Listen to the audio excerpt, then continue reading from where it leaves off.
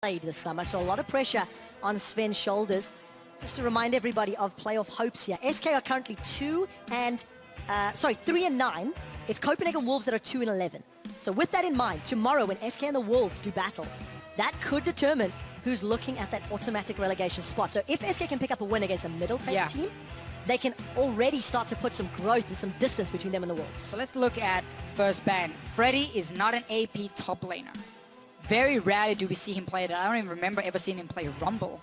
So Ryze being banned away on blue side from SK because of that. I wonder if Jace is going to be another ban. It's been such a good pick for Betsy if we look at the last week, and I think it's very important that Gambit is getting Betsy on a champion where he can carry. So it's not just about, you know, when Forgiven is playing Sivir, then it's more about shutdown Kappa shot. No, we need Betsy to be up there as well. So there's multiple threats on Gambit to shut down. For now, Azir ban is another one of Betsy's main picks. And for Gambit, their most banned champion has been Kalista. 6 games it's been taken off the table, Forgiven showing he is not playing the Spear of Vengeance, and also purple side. Also purple side. Doesn't want to give it up first pick. Candy Panda, unfortunately, 0 and 4 on that champion. The next ban will be Shen. But it is interesting because regardless of sides, Forgiven is not playing the champion. No, we when everybody else in the world haven't seen him. He's been picking up more though of these like utility picks like the Sivir. That's something we have to give him credit for, and he talked about it last week after one of the wins, how it's no longer just about individual players like Forgiven being a big carry like it was on SK. No, it's a team effort. They go down together, and that's a great change for him. We see SK Gaming even respecting the Sivir pick, so they banned it away this time. Clearly have, see what first pick they would want now that we have no jungle bans so far. Alistar could be an option for SK. Lulu ban from Gambit if they wanted to. It's been banned a couple times against SK in the past, and they also put high priority when it was available to help pick up some of those wins. The only wins that SK have secured. So Gambit is trying to bait a Gragas first pick here from SK. And that's not necessarily a bad thing for SK to take that Gragas. But Diamond does like to play Nidalee, even though it's not always been too impressive. I'm not a fan. And you can play Nidalee fairly well into a Gragas. Early game, you can match him really well. You might even be able to beat him. Also, the Runeglaive change is something that has kind of given Nidalee a few more options in how she can play, now that she has a bit more auto-attack threat with the Sheen proc, or the Runeglaive proc as it is. However, SK clearly thinking this one out. I mean, there's a lot of smiles. Yeah. If there's one thing I'm noticing in contrast to the two teams, everybody on SK side has got massive grins. Okay. And gonna surprise, I think, both of us with a first pick Ezreal. So that's a flex as well. It is a flex pick. For me, if you want to first pick Ezreal, you need to be ready to swap it to AD carry. In case the other team is now drafting a massive heavy engage composition to shut down his Ezreal, then you have to be able to swap him to the AD carry role and then run a more standard mid laner, which does not get as affected by hard engage as a poke champion like Ezreal here. Sadly for SK, they banned Azir themselves. He is one of the quick turnarounds you can do because Azir does really well into like heavy engage. So you then swap the Ezreal to AD carry, you pick the Azir, and you're like, haha, fooled you. But that's not an option you for make SK. It sound so easy to fish here. In this game, let's see Gambit. You see the potential AP Ezreal, you have to think engage, engage, engage, or do we want to try and match the poke in terms of Corki Jace, which are the two options open for Gambit? You do need to be careful though about going late game, because we know what Runeglaive Ezreal can do once he reaches that 3-4 item spike. May not be Runeglaive if Jace gets locked in. Yeah, it's another one. Fox has played Jace, had a decent performance with 8-5 and 4 despite it being a loss. But we'll touch on what they decide to lock in a moment or two. This will be another Corki game for Forgiven, his 5th of the split. 3 wins and a loss. And we just talked about this Nidalee. I thought it obviously was going to be for Diamond, and then with SK potentially first picking the Gragas, which is what Gambit were trying to bait before. We have seen Echo full tank, obviously from Sven's a few times. Been fairly effective, honestly, for him. And I wonder if this Nautilus, I mean, obviously, again, it's a flex pick, can go and raid it, but I could see it as a Freddy champion as well. Massive tank in the top lane. It is the style he likes to play. We have seen Echo played by Sven Skeren as well as Fox. So SK are keeping all of their cards kept close to their chest, because they have the option to put every single one of those champions in multiple roles. So how does Gambit decide? They now need to decide what team comp they want to run. Yeah. And just hope for the best in terms of what SK is going to eventually swap out. If I'm Gambit, I feel like I can somewhat predict at least where the Echo is going to go. I'm not, and again, Freddy's not an AP top laner. And we haven't seen Echo mid lane very often because of the fact that, yeah, okay, sure, they played it once, but now we have to remember he's been been nerfed a little bit, and he's just been a very effective jungle pick because you can just go full tank. So I would say if I'm gambling like that's going to be an Echo jungle, I'm going to say it's going to be a Nautilus support as well, and Freddy maybe wants a bit more of a split pushing pick for himself in the top lane. That's if I'm Gambit and I'm trying to predict where these picks are going to go. And you see for them, they're saying, we want to make sure we have some backline threat against your potential poke composition. And that's why they're locking in a Yasuo. This is a blind pick though, and I'm not really the biggest fan of it right here. I want to see more of what SK is doing, and then I would have it as a last pick for them.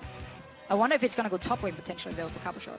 Maybe Gambit's been scrimming Giants. It was banned once against them as well, but we were like, huh, Why Yasuo? surprising ban. But now they get to lock it in, so let's see if it is a flex pick for Gambit or not. And we have seen Yasuo into Nars.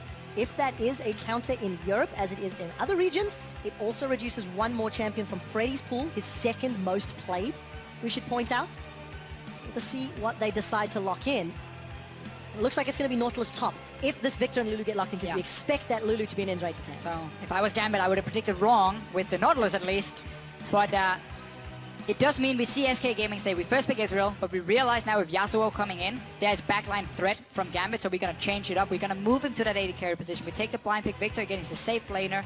He can perform really well in most compositions off of that guaranteed wave clear as well, which is what you need when you have like an Ezreal AD carry. So SK Gaming just changing around a little bit in terms of, or looking at what Gambit is building. And I want to see if Cabochard wants this Yasuo top then into a Nautilus. It's not a matchup I've seen a lot of.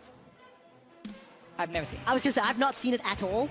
I'm not worried to say that in the slightest. In the game of pick and ban roulette. It's all mind games right now. In the game of pick and ban roulette, who has come out the victor? We've got 4 seconds before we see this final pick. It will be a Yasuo top with multiple knockups, multiple knockaways, multiple options. Cabochard to find a target. If Gambit can manage to get Cabochard rolling, then I really like the composition they've been building here in terms of getting to the Victor, getting to the Ezreal.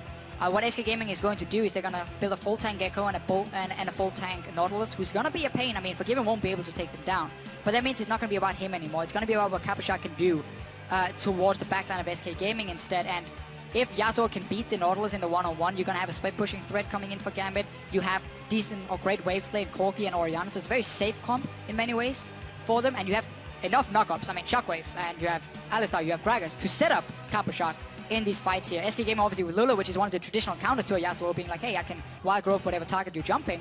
But it's going to be support Lulu, so late game, the shields and the HP from the ulti is not going to... Some people on Twitter disagree with me on everything. We'll find out. You can see the SK flag is lit as they trudge into battle against Gambit. Last chance saloon, possibly, for SK, as they are very, very close to that automatic relegation position. Yeah. Deficia, you've highlighted some options here for Gambit. If Gambit focus Cabochard or Betsy's lane, those are keys to victory. We're expecting Forgiven and Ghosted to play it safe. I would Maybe definitely play avoid around some of the Cabochard. poke and harassment. Yeah. I mean, don't bother trying to gank an Ezreal Lulu lane. That's going to be such an annoying lane for you to try and gank. Also, Corki, Alistar. It's going to be a very passive lane in that sense. Obviously, Lulu is going to bully out the Alistar in the early game. Play around Cabochard in this Yasuo. Make sure he can play offensive or aggressive with wards and with diamonds staying around. Just shadow his lane. Gambit is looking for an early invade. SK Gaming is not doing what H2K did before and group up and try and trap them. They're just splitting up, trying to cover every single entrance. Nobody's responding yet from Gambit to try get some deep wards down. To at least even what what Gambit have done. So early advantage to Gambit. We do finally see Candy Panda and N-Rated moving further and further into lane.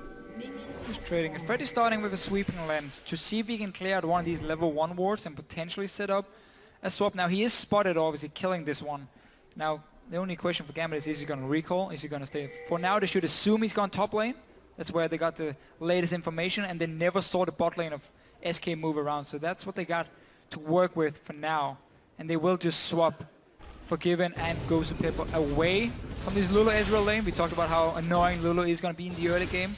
Of it, they swap it around, and also see if they can deny Freddy a little bit on this Nautilus. Krug started by N-Rated and Candy Panda. Focus down the little one. Out talk so much about this champion. You can see the stats on your screen. There's Forgiven and Gosu. They will secure their Krugs and move their way into lane. So Freddy's got a little bit of an early push. In Rated and Candy, currently no opposition. Cabochard's currently was holding Diamond Prox's hands until he's just recalled. So Freddy will always try and get an early push in his lanes, even if it's a 1v2 situation. He wants a bit of farm, and then because we had the change quite a while ago with the XP range of minions, he always stays and he tries and soak up XP for himself. Sven and Diamond are gonna find each other. Sven decided to start on the weak side. Did Grump, then did Blue Buff. Gambit did not invade, despite having the lane swap. They took their own camp, so wanted to secure a buff and potentially be ready if SK had swapped the dual lane top as well. So for now, Sven will get 3 buffs, seeing as they should be able to secure the blue buff of Gambit as well, because he was starting on that weak side and no invade from Gambit. So we do see Cabochard. He's moved up to that top lane. The wave has been pushed all the way to Freddy's tower. Freddy holding on to his teleport in base, and Candy Panda's trying to push out bottom. So I just want to talk a little bit about what we see here. There's been a slight change in how a lot of teams play the lane swaps. Now it's the top laner who's sitting with the dual lane to kill the tower, while the jungler is still moving around the map and farming for himself. So he's going to be stronger due to this. You even see Diamond is recalling now because there's no real camps for him to take. And then what you do is once you kill the tower, you just leave the lane for your top laner, and you also give him, in this case because you have a Yasuo, you give him full gold from the tower. That's what I would like to see from Gambit. So Forgiven and Ghost Paper will then move away and let Cabochard finish off the tower, get the full gold for himself. You can see it right here. And then Ghost Paper walks back in. So they might just want to share it. I like it when you just give it to the top laner, gives him a small advantage, and he is on a Yasuo who needs to snowball. So first tower secured in favor of Gambit. This is in fact their 8th first tower in 13 games. And with SK having the numbers advantage down bottom for the time being, we'll see if they want to go for a dragon. SK have definitely been incredibly impressive with their dragons. Coming into the week, they hit 36, the second most in the entire league. But they're second last on the ladder. So having those dragons hasn't necessarily helped convert to wins, as we highlighted in our pregame. Yeah, always gotta get number 5 to get the real impact for SK. Also because they don't run these poke conversations very often, which can benefit from some of the buffs on the way to number 5 for dragons. Meanwhile though, because SK Gaming had a different strategy in the lane swap, it was just Lulu Ezreal taking down bot tower alone. It has meant that Freddy hasn't really picked up any farm. He got the first few minions, and then he's kind of been denied. He's not been down pushing in the bottom lane. He's not really been double junking too much with Svenskred either. So he is gonna be behind now because Cabochard got the wave up top once the tower went down. And now there's going to be a big wave pushing down. That's an opening for Sven though to go and gank him. Now that he's pushed so far up and you have a Nautilus to set it up. We'll see whether or not Sven's early damage will be enough. There's sure as heck enough CC from Freddy. Done a lot of CS, but a lot of minions to farm. And we did see Sven getting gifted from camp. Phase dive over. We are going to see the wind wall come out. That means the dredge line is blocked, and Cabochard continues to put the damage down onto Sven. Parallel Convergence will not find a stun. The big body barrel slam will. Cabochard dashes once, dashes twice, finds first blood, and gets himself a blue buff for a moment. Gets a rock up onto Freddy. He's staying alive. Freddy should go down. 1 or 2 more hits. Freddy's going to dredge line to safety. And Gambit turned that around. So SK Gaming was setting up the gank, but the wind wall first of all blocked the hook from Freddy, and then Diamond, he knew his top laner was gonna get ganked, so he moved all the way over there. Fantastic outplay for Gambit. Very important first blood, because this also keeps Freddy down. He lost a lot of minions during that fight. And because his team didn't really help him in the lane swap, he didn't want help because he wanted to stay up in that top lane, and Gambit played around Cabochard a little bit more.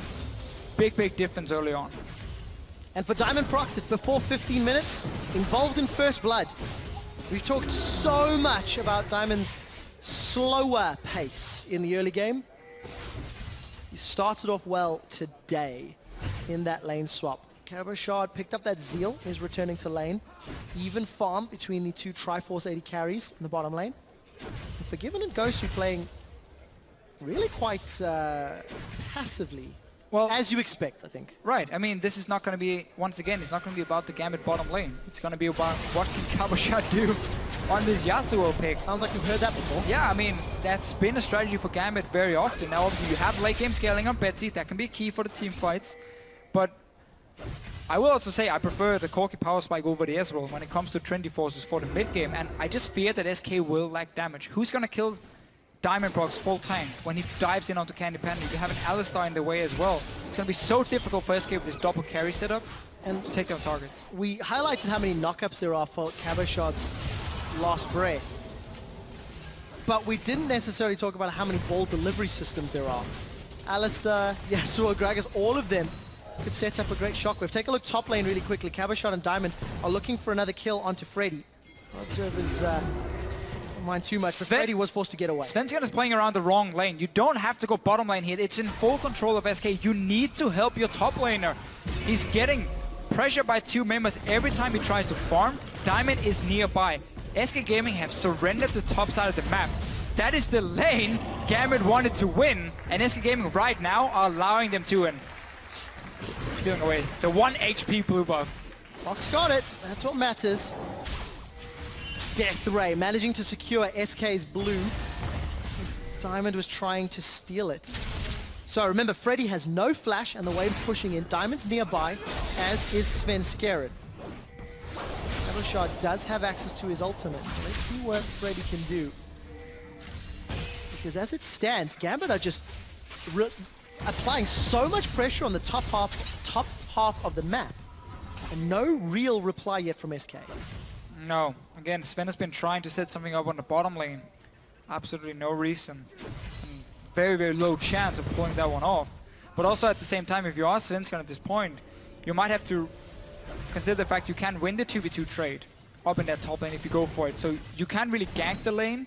You just have to like sit around and be more security for Freddy. Because Cabochard is just pushing it down over and over and over. And you know Diamond Procs is staying around. Something we do want to talk about as we're about to hit 10 minutes to Fisher is the fact that Gambit are a team that rarely put themselves into lane swaps. Of their 12 games leading up to this, only 3 had actually been lane swaps, and their averages across those games was to be down around 1,000 gold, right? Regardless of who initiated it. This seems to be the opposite. Very clear that Gambit have been practicing these lane swap, because again, this is the new addition we have seen in other regions as well, where we have the top lane and jungler starting together. They do 2 camps, so they both get level 2. The jungler doesn't have to invest that much or that many potions as well. And then you just send the top lane in to push with the dual lane, and your jungler stays, and he can just keep farming, because you don't need him. You don't need 4 members to rush down the tower. And it just meant that Cabochard had a great lane to pick up after. He's been using it also with the fact that Diamond Procs could counter gank that lane that was being pushed in. As we've said, 10 minutes is clocked over. About 1,500 gold in the lead for Gambit. They have a CS advantage in every single lane. Even support. Albeit small ones. I'm going to let the Relic shield. I mean, it's great last hitting. Look at this last hit he's gonna. There's no stack for Gosu. Ah, Eddie. Whatever. Fisher, I thought you used to play this role. Pay attention, man. I'm playing AD carry now. Great AD carry player. Is that working out for you? No, my champion pool is horrible. You just play Sivir? I can play Sivir, Yeah. then I try to play Lucian, but I'm lose all the time because Lucian is not very good right now. So ban Sivir against Officio if you see him in solo queue. Alright. Gambit now slowing the pace of the game. We can see Cabochard has held that lane up top for a little while.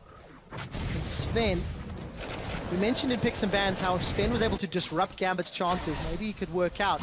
Gonna look for an engage. Parallel convergence. This might be a stun, and it catches Betsy out. The Chaos Storm will burn Betsy down.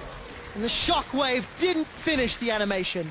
Great combo. Yeah, great combo here from Svenskeren, landing the stun and then of course just burning down Orianna. Look at the bottom side of the map here.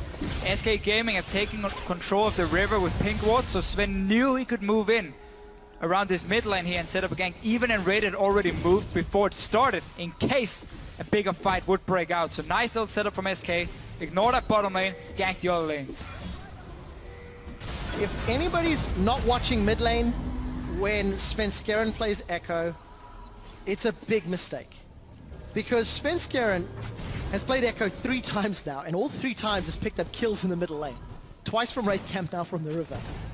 Definitely seems to be putting some Here's the thing though. tools with that WE combo. Betsy could have flashed W, I believe. And he didn't. He saved until after when he'd already been poked down so low. That was a mistake for him.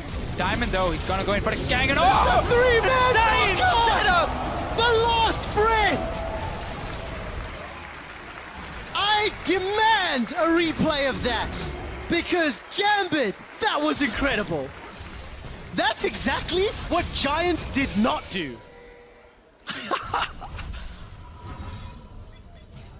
Man, that was insane. I love that play so much. Cover shot, Diamond roaming down. Revenge for killing Betsy. Yes! Alright, okay. Diamond, flash push time, and goes to Pepper. 3-man ulti. From Copper Shot as well. I mean, you rarely get this great of a setup. And you even block the ulti from Candy Panda.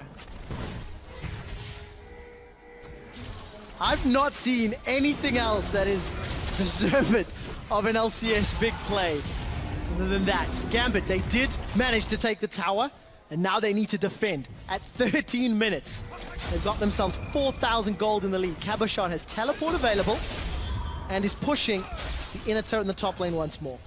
Great play from Gambit, and we talked about this, we talked about lane swaps, the lanes reset, and a well-timed roam with the minion wave allowed that dive to happen. And these kind of plays are so much easier for Gambit to set up in this game because they've been winning this top lane, and Cabochon has just been pushing it down over and over, and suddenly the route he has to take from the tier 2 tower and top down into the mid lane is so short for him. It's been warded up most of the time. He just walked in there with Diamond. So you set up these tower dives where SK, I mean, it's such an impossible situation because you might expect the dive to come, but if you leave your tower, you just might end up giving up that tower to Gambit for nothing. But you can't really stay either because you know there's this risk of a potential dive coming. And that's how teams are able to simply shrink down your own minimap and then give you such a small map to play on, where if you move too far out to even just your own tier 1 tower, you might just be at risk of dying because you've been losing one of the side lanes, and it opens up for these roams and these dives, and which teams are getting better and better at executing. Exceptionally so from Gambit. They continue to demonstrate growth in the summer split. With most games we watch from Gambit, it is a slow and steady climb to looking like a better team. Last week, their systematic shutdown of Copenhagen Wolves in the lane swap, also to get Cabochon ahead on his Fizz, was well executed, regardless of the fact that it was against a struggling team. SK have not had the same struggles that Copenhagen Wolves have had, yet they are still down at the bottom of the table, and Gambit, again, off to a great start. We did catch a quick glimpse of Forgiven killing the Crab. He's got that Trinity Force already versus a Sheen and a Phage. So item advantage if Gambit can find another team fight, and there's a lot of grouping taking place. Forgiven's miles away. It's also just about Cabochon getting one-on-one lane. He's going in on Freddy. Last breath is up. Freddy's going to throw down the mine. Not going to get knocked up by depth charge. Look at the rest of the team though. Everybody's converging. Forgiven is not. Yes, Svenskeren got knocked up, and Gosu Pepper is going to get stunned by the parallel convergence. SK's in the retreat. Svenskeren gets caught out. Going to chrono break back, but it will not be enough. 2-0-2 Cabochon. I really want to highlight how Gambit is very clearly pre-planning these all-ins for Cabochon. As soon as he jumped on Freddy, 3 members from Gambit went from the mid lane and started moving down bottom lane. Diamond was there first, then 2 other guys followed after, and SK Gaming are fighting in a disadvantage. They don't have Trinity Force complete on Candy Panda. He's out of mana as well. There's just no damage for them. So Gambit are happy taking these fights. They're happy saying, okay, we're gonna all in. If you chase them down, we're gonna follow you. And that's in our favor every single time at this point. If you use your AD carry to zone out a Victor, main damage source for SK, do that every time. Gambit will be securing the 3rd tower of the game. There's no one from SK to defend. And just very, very good play coming out of Gambit. I once again just want to give Diamond some praise and Gambit as a team, because not only are they looking coordinated in a lane swap, which they have limited experience. Diamond was 1-0-2. He had 100% kill participation in 15 minutes. It's not something we've seen. Fox has picked the fight with Cabo, or vice versa, and Fox is going to get dumpstered. Cabochon is so strong. Everything from the early game has been to set him up. He's been using it. Diamond is sitting, ready to help Cabochon as well. Almost all the time. Now he doesn't need him anymore. Now he's a grown man, make his own decisions. Implying he wasn't before? Well, I mean, Diamond was there to help him at least. Babysitter Diamond. That sounds like a Photoshop I'd like to see. Babysitter Diamond wearing a Gragas skin. Gosu Pepper's going to be babysat by Diamond. Think Ward's getting cleared out. Candy's actually aggressively arcane shift forward, and Freddy's found a dredge line. Gosu's already thrown down that unbreakable will and will continue to get away. Lethalon slows down, and Pulverize does not connect. And Freddy will stay alive. SK remain grouped and begin sieging his outer turrets. Yeah, only have Candy Panda here to really hit the tower. Victor joining in now. It's 5 members from SK. They just used quite a lot on that. That's fine. No, he's going again! Man lost breath! A double kill for Cabochard, and he wants more! He's gonna keep sweeping that blade across! He's gonna find himself another with the help of Gambit! Killing spree shut down by Fox, but it does not matter! An ace for 1! And this time he even set it up himself. He lands the knock-up. Cabochard jumps in. Gambit are pulling off some insane combos in this game. And SK Gaming just have 0 answers. They've been behind since the lane swap. Nobody's gonna stop the Yasuo at all. Not even close. And SK Gaming were the team who was like baiting around all these flex pick in the pick of Memphis. Let's see it again. Knock up well. Where's Candy Panda? Let's knock him up 3 guys. Yeah. Everyone else from Gambit's like, yeah, I'm helping, I'm here too. But it's just all about what Cabochard is doing. 10,000 damage has already been dealt to champions by Cabochard. It's more than double the next highest, who is currently Forgiven. 10 kills to 2. We're getting close to 20 minutes. We're getting close to 10,000 gold lead. How much money is Cabochard? God, he's 8,000 gold, 3K ahead of Freddy. And you know what? He's only getting stronger. He doesn't even have Infinity Edge yet. I mean, this is not exactly going to be a lot better for SK in that sense. It's only going to get worse and worse and worse. And this is just all praise to Gambit. Gambit played the lane swap, they started it. They ganked for Cabochard, roamed the mid lane. There's not a lot that SK could have done the way the game played out, because Gambit just took control from very early on.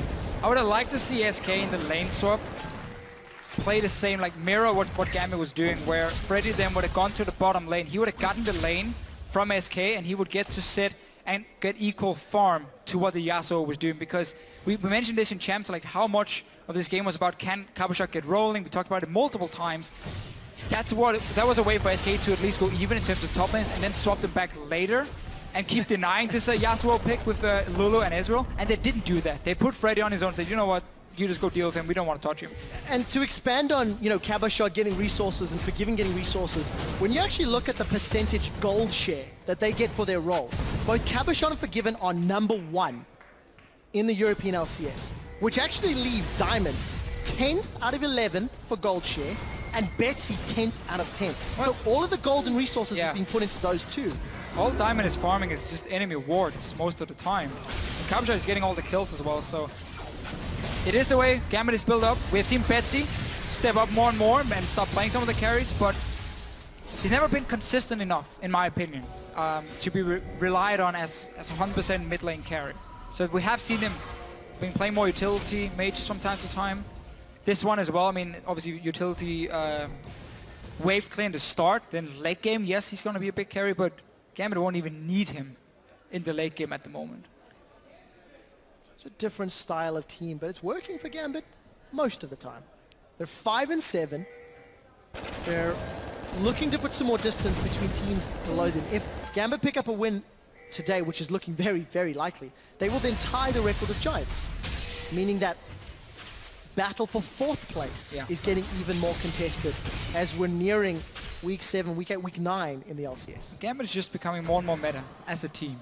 The addition of Sean's as a coach has clearly worked really well for them. In the start of the split, I remember I was looking at some of the pick and ban phases being like, you're giving like every single OP pick right now to the enemy team. And it just went super wrong for Gambit in like 20 minutes and the game was over. But now they've really changed a lot of it. And sure, Kalista is not there. It's been about it for them. We see more and more Maybe Forgiven strategies ahead of the curve. Maybe Forgiven knows it'll be nerfed and won't be able to be used by time playoffs rolls around. That's when he laughs at all the people. Cabo wants more. Cabo should get more. Dredge line away. Cabo's going to keep something. A new challenger appears and Fox shuts him down. Cabo Shot's got a small grin as he realizes he bit off more than he can chew. But you can see Gambit already making a cross-map play because you know there's going to be at least 2 guys to try and kill Cabo Shot. Top lane tower goes down, and then even though SK got a kill, they lose more. Gambit, another small advantage. That's how you always want to play split, which notice how we had 3 lanes at once pushed down. So once the gank happened, something went down elsewhere. Now it's going to have to be Baron soon because Gambit is running out of outer turrets to kill. And this is a very important game for SK as well. Not only is playoff hopes less and less likely with a loss, but for SK, they're down 0-1 to the Copenhagen Wolves, who are below them. And SK play the Wolves tomorrow.